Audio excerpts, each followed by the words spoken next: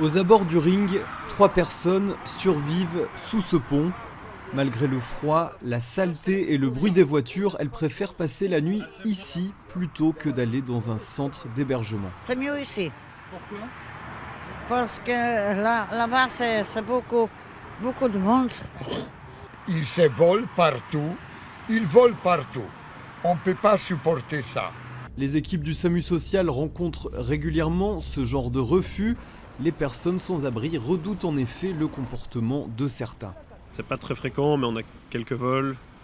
On a parfois des incompatibilités entre les caractères dans les chambres qui sont communes. Les animaux de compagnie sont rarement admis dans les centres d'hébergement. Exemple pour cette dame qui est installée pour quelques heures à l'entrée du métro. Avec son chien, difficile pour elle d'avoir accès à une place d'accueil. Le SAMU social ne force personne à se mettre à l'abri, mais il y incite et tente de rassurer. Notre but, ça va être de créer un lien et de jouer la carte de la réassurance. Voilà, d'offrir un espace sécurisant pour la personne et leur offrir aussi les besoins de base, donc hygiène, nourriture. Les travailleurs sociaux constatent que les personnes qui restent dans la rue veulent rester libres, mais dans les centres, il faut respecter certaines règles.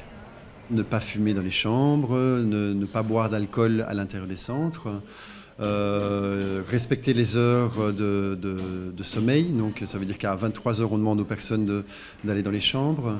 On recense 2300 sans-abri à Bruxelles. Durant l'hiver, une majorité d'entre eux acceptent les solutions d'hébergement d'urgence.